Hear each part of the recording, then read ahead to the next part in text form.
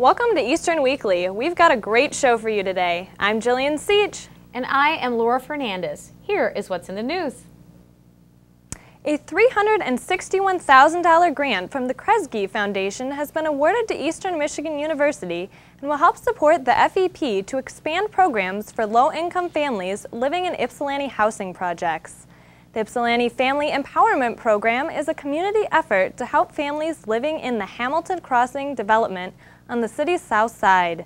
The FEP program works to allow families to connect more effectively with the economic, educational, and health resources in the broader community. Some of the services offered include tutoring, college prep advising, computer resources, and job-seeking assistance. The implementation of the Family Empowerment Program has allowed Hamilton Crossing residents increased access to affordable medical and dental care. The crime rate has also decreased measurably. It is initiatives like these that continue to transform the economic and community life in Ypsilanti by reshaping the city's most needy neighborhoods. Pop goes the Eagle. According to EMU students Megan Trapp and Rachel Washburn, the bursting of an 86,000 square foot bubble is loud.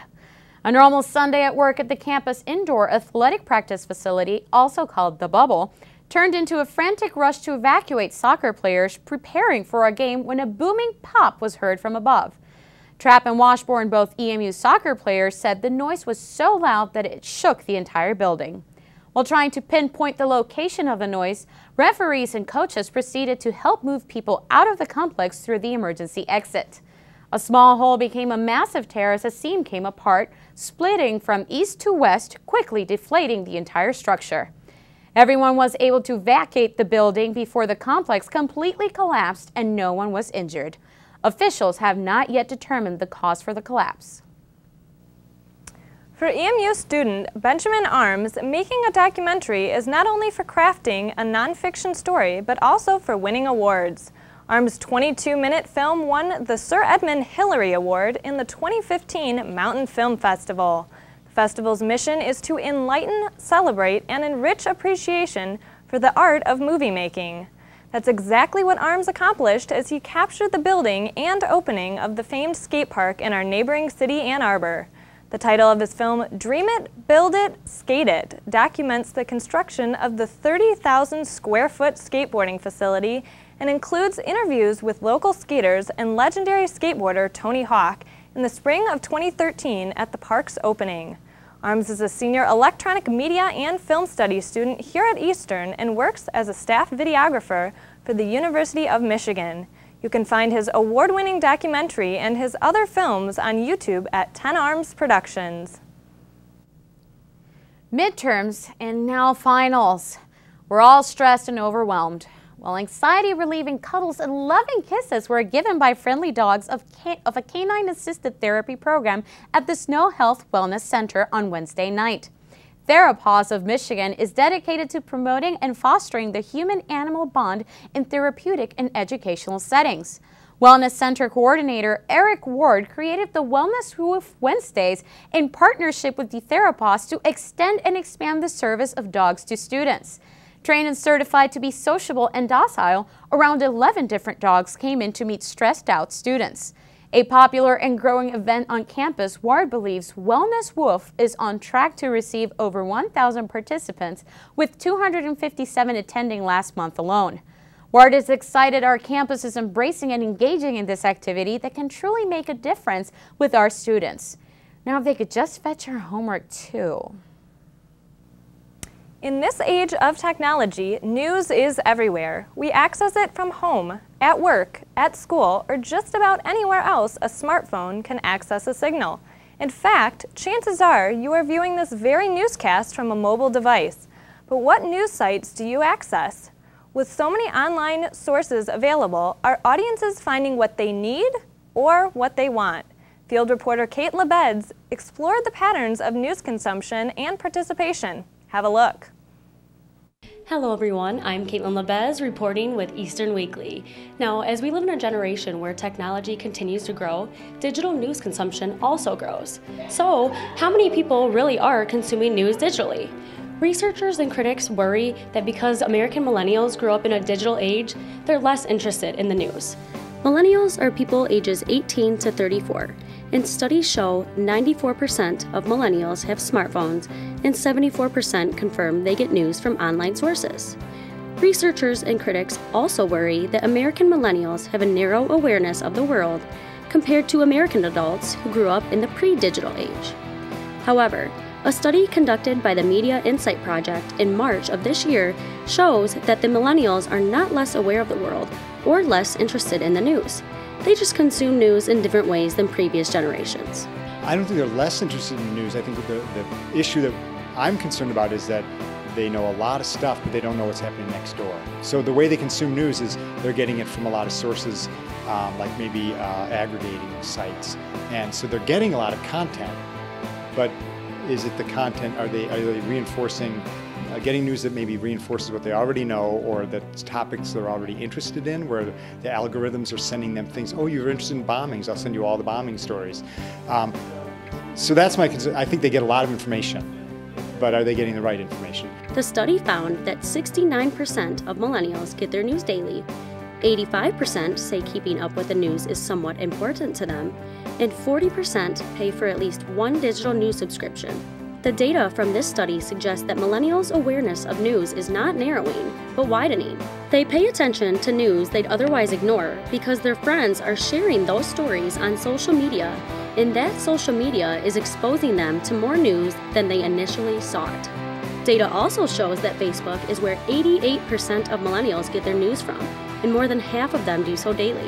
Well, how would you suggest that people pay attention to news more? Oh, read the local news, listen to local news, even local TV news, local radio, whatever, so that you know what's happening in your town and make sense of it. But also check multiple sources. I think what's really important is that young people, or any people, are aware of what's going on in their immediate surroundings. It's nice to have a global view, but it's also important to know what's going on in your very own backyard. Do you think that people like ages 18 to 34, critics usually say that they seem to be less interested in news? How would you say those people are about news? 34. I'm 37. I've always been interested in news, so I don't know. Probably true about the 18-year-olds, I guess, especially during the busy parts of the school year, I could see. But yeah, I want to know what's happening. What kind of news do you think most people do consume then? I think entertainment news, because that's the kind of news that I can look in, because you want to know how the stars are living, what is going on in their lives. So those kind of news are something that I think around that age group people do watch, even me. Social media and mobile devices both play major roles in assessing the news consumption of millennials. And although this causes initial concern for critics, studies show that they are still consuming and interested in the news. I'm Caitlin LeBez with Eastern Weekly. We'll take it back to the studio. EMU has signed a deal with the Louis Stokes Midwest Center of Excellence to promote minority students in the fields of science, technology, engineering, and mathematics. While it's not a secret that women and minorities are underrepresented in the STEM fields, a guide to STEM opportunities has been created for these groups. Goals for this deal include increasing grant submissions, providing mentoring and research resources, creating an online collaborative space to circulate information, and to advance partnerships with the Argonne National Laboratory. The Chicago-based lab is known worldwide and includes environmental and national security research divisions. Argonne employs over 3,000 people, including over 900 students, and this new program could give EMU students the opportunity to be one of them. The faculty liaison is EMU biology professor Kyron Graves. Email him with any questions or interest. We do love our sports here at Eastern Michigan, but how do we feel about subsidizing those sports programs? The Faculty Senate Budget Committee recently estimated that roughly 10% of our student tuition dollars directly fund athletic programs. If you are a little concerned by that statistic, you are not alone. Stephen Cole, our student body president, issued an executive order to form an AD-HOC commission to explore the process of funding EMU athletics. The Athletics Commission will analyze revenues and expenses for Eastern athletics, compared to other MAC schools and relevant peer institutions. A written report with findings and recommendations will be produced and presented at the Board of Regents meeting in February. Student Senator Joshua Starr reminded the Senate that the student government is not trying to attack the athletics department, but a lot of questions are being asked about some of the spending habits regarding athletics. How many times have you just wanted to set reality aside and make your own rules? Better yet, rules that make you a god. Well, that's just what EMU alum Jason Buxenstein is working on right now. Buxenstein is formulating a board game based on Greek mythology aptly named Make Me a God. The tabletop game allows players to play with demigods, monsters, and heroes in a race to go to various temples while obtaining powers based on those of mythological Greek gods. The player acquiring the most powers without dying first wins by becoming immortal. Buxenstein formed a design team to help him create the game world, but the concept emerged from his admiration of Greek mythology. A Kickstarter to fund the creation of the game was launched last month and will be available on Amazon by mid-December. If successful, the game will be available as an app for your iPhone or Android, and that, Jason Buxenstein, will make you a god. The search for an eagle to rule this nest of eaglets has been met with yet another challenge. The Eastern Michigan University Faculty Senate pulled all representation from the Presidential Search Advisory Committee for the first time in EMU history. The crux of the issue is whether or not the search for a new president should be conducted privately. The position of the PSAC is that the confidential search process gives potential candidates the freedom to pursue leadership opportunities while not negatively impacting their current roles. In opposition to this, the Faculty Senate desires public on-campus forums in the search process. The Senate feels that a confidential process does not allow for campus and community involvement and puts the responsibility on the search committee to advocate for the constituency groups they represent. Proposals have gone back and forth, but the Board of Regents has disallowed a Senate counterproposal and negotiations have ended. The search process will proceed, however, without the Faculty Senate. The Thanksgiving holiday evokes in many of us thoughts of what we have received. For one EMU student, this holiday was the perfect opportunity to give. Russell Smith, who goes by the name Tay, is a public relations sophomore here at EMU and has spent the past few weeks collecting food and financial donations to create Thanksgiving meal baskets filled with turkey dinners with all the trimmings.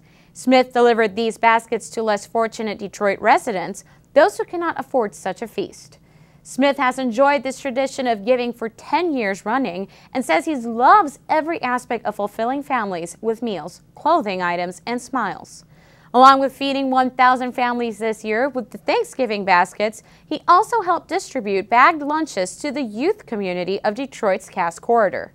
We're proud of our fellow Eagle and marvelous philanthropist. After a quick break, Dominique Bird is in studio for your Eagle Sports Update. Stay tuned. Hey guys, this is Jordan Brown from E-Weekly, and this is E-Walking.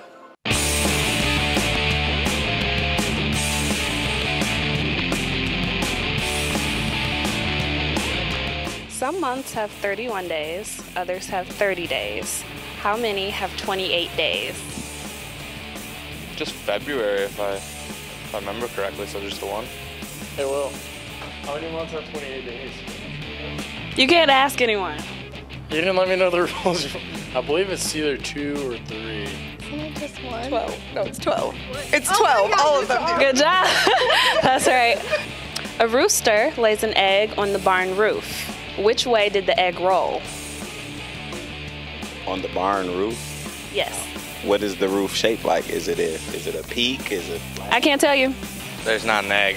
Roosters don't lay eggs. Okay, you got that one right. What about you? It did roll because roosters don't lay eggs. It's a male chicken. Roosters don't lay eggs. What is the capital of Washington? W. Right? No. Isn't it Seattle or Portland? Yeah, it's Seattle. Oh, wait. No, Portland is Oregon. It's Seattle. Seattle? Yeah. It's not Seattle. Isn't it like Olympia or something like that? She got it! If a baby's leg pops out at 11:59 p.m., but the head doesn't come out until 12:01 a.m., Which day was the baby born? It's like a philosophical crap. Holy. Well, that was a painful Why birth. is- Just why putting is that the out. baby coming out backwards? That's my question. Backwards. Lord Jesus, this child is. I would say that the baby is born when it's completely out. It would be when the head came out, right? Because that's like the baby's mind. Like, doesn't the head come out first? So, like, This guy's too smart for us. Technically, yes, because if the baby's leg comes out first, then the baby is breached. You can't have a breached baby, at least not the natural way. W? The capital letter of Washington? No. Okay. Yes, the capital letter of Washington is the first letter, yes.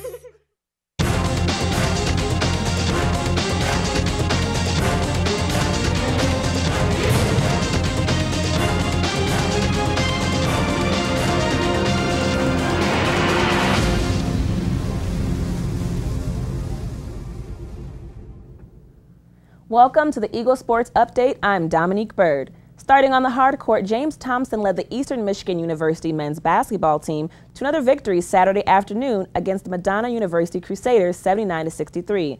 The first half belonged strictly to the Eagles as they scored 10 points off of second chances and 22 points in the paint. Eagles also dominated on the defensive end as they would force the Crusaders to commit 14 turnovers and shoot only 25% in the first half. Throughout the second half, the Eagles exposed the Crusaders' defense by getting to the foul line 18 times. James Thompson would lead the Eagles with 23 points, 15 rebounds, and a block. Brandon Nazioni would have another consistent performance with 11 points and 7 rebounds. The Eagles were again without guard Ty Toney and guard Raven Lee, but both are expected to return to action this week.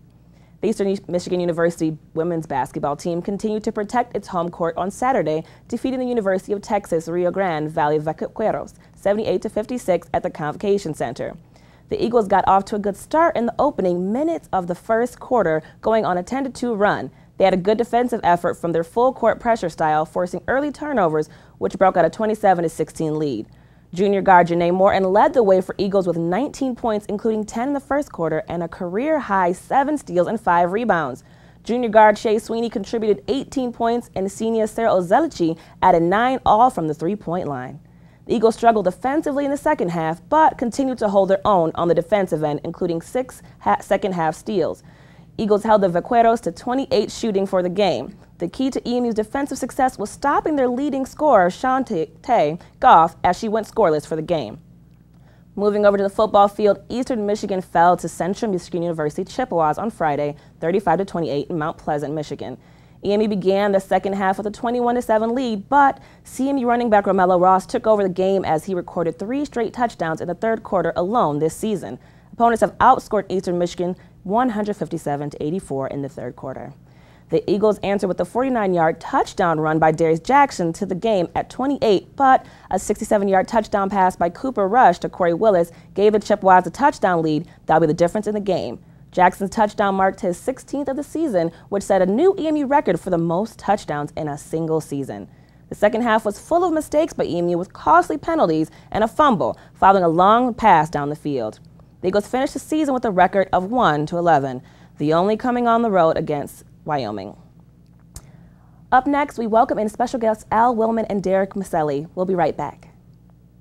In today's cyber world, the number of passwords you have to remember can be overwhelming. While it may be tempting to reuse the same passwords or store them in a not-so-safe place, in doing so, you're putting your online accounts and data in danger of being compromised. The Eagle security package includes LastPass, an encrypted online password vault that can store all your usernames, passwords, and other personal information in one location. LastPass secures your login credentials using one master password, the last password you'll have to remember.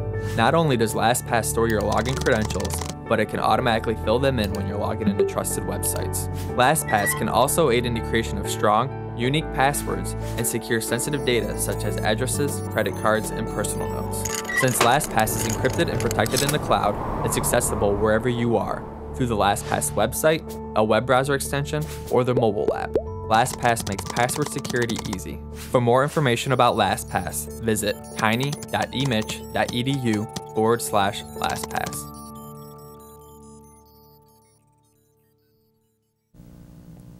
Welcome back, Eagles. Here today in the studio, we have our special guests, Al Willman and Derek Maselli. Hi, guys. How are you? Thank you so much for coming and being in the studio with us. Talk a little bit about sports. Now, starting off, I know we just talked about how the football team, we ended with 1-11 in our season. Could you guys think of any positives right now that our season brought? There are a couple. First, thanks for having us. It's a pleasure to be here. Yeah, absolutely. Of course, of course. Positives for this season, there are a couple, and they go by the name of Shaq Van, who is a freshman running back, true freshman. He played behind Darius Jackson a little bit this year. Jackson, who ended up, like we said earlier in the show, finished with 16 touchdowns, EMU single season record. All-MAC third team was just named there this morning. So that's a positive. The run game itself was kind of a positive. Cody Tuttle, a tight end, who's a junior college transfer this year, and Eddie Doherty, who's new to the team this year. Both of those guys brought in by Coach Creighton are bright sides, I think. I think Derek, you might agree with that too. Oh, certainly. I think you can make a case for most of Creighton's guys that he's brought in so far this season. His recruits have played exceptionally well. The guys you named have all been Chris Creighton's guys, and so yes. Well, that football season is coming to an end now. On to our basketball team. Let's start with the men's. Yes. What do you see coming up for this season? What do you think we're going to get? Yes. Yeah. Well, I would like to. Absolutely. Go ahead. Be at point. I'll start this off here because the men's team is okay, and it's great. They defeated late last night. They defeated Omaha by a score of I think 7 points. They led by 19 at one point, which was awesome. However, I'm concerned about this team for the future, and it's because Eastern, particularly for the men's program, they have this nasty habit. And what they do is they schedule a lot of non-conference opponents that are non-Division I. And this causes a lot of problems, for me especially, because what you do is you schedule pretty much every home game this season.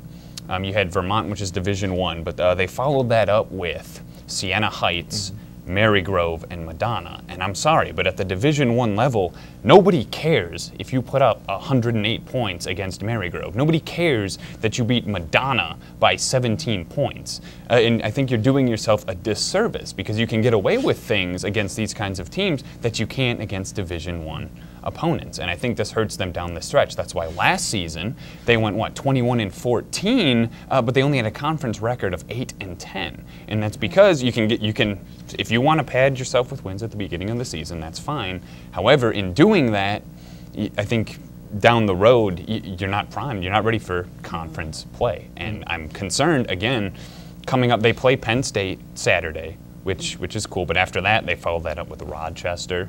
Coppin State is all right. They play Louisville, which is another good team. But then after that, they're playing North Florida before they start conference play. So again, I see a lot of these teams that you probably could have scheduled some stronger competition to better prepare yourself for conference play. And so I'm hoping it doesn't. I'm hoping it doesn't do what it did last season and leave them a bit unprepared. Right. To enter that second half of the season. I agree with that. Do you have any other thoughts? Yeah, just on the flip side of that too, I'm thinking about, every time I look at this non-conference schedule, it reminds me of a couple of years ago where Eastern basically ran the gauntlet in the complete opposite direction. They played Syracuse at Syracuse, who I think was number 4 ranked at the time. They played Duke and then Kentucky, excuse me. So those 3 teams, 3 of the best teams in college basketball, back to back to back. Right. And now you've got the NAIA gauntlet, which for a couple of teams, I believe it was Marygrove and Madonna, actually considered the game against Eastern on their schedule as an exhibition, so it doesn't even count against their record. Right. So it's just something that needs to be fixed, I think. Yes. What about our women's basketball team, though? A lot more optimism for that team. I do. Yep. Yeah. And that's one of the teams that I've kind of followed pretty closely the last couple of years. And I've said this multiple times in front of these very cameras that Tori Verdi, their head coach, will leave here at some point with a MAC title.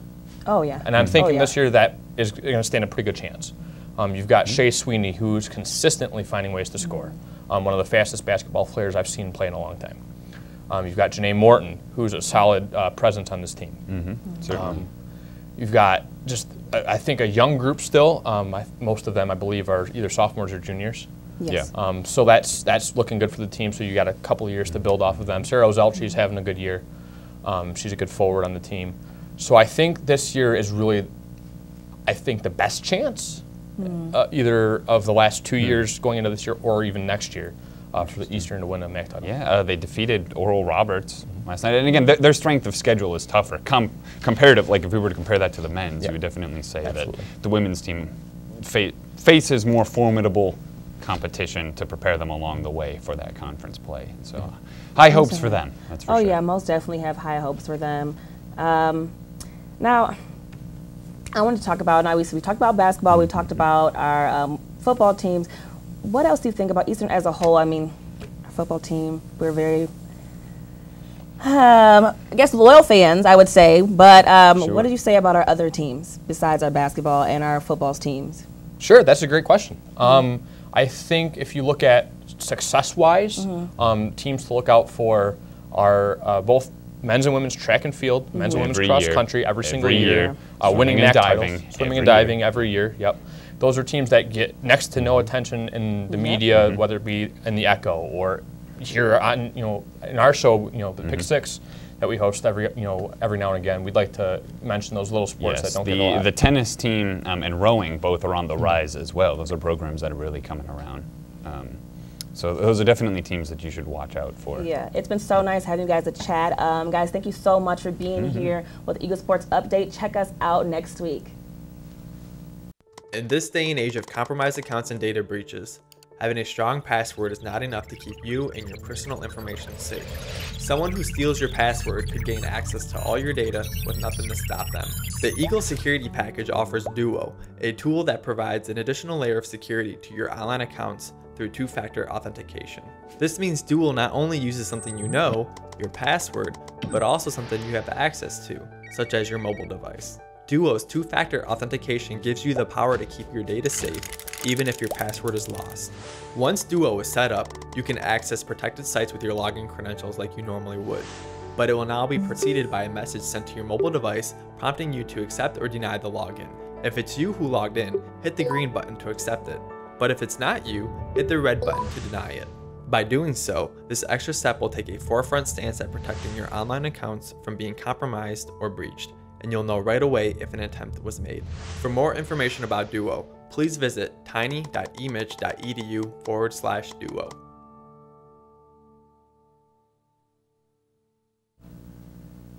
And that will do it for this edition of Eastern Weekly. Thank you for tuning in. We hope you enjoyed the show.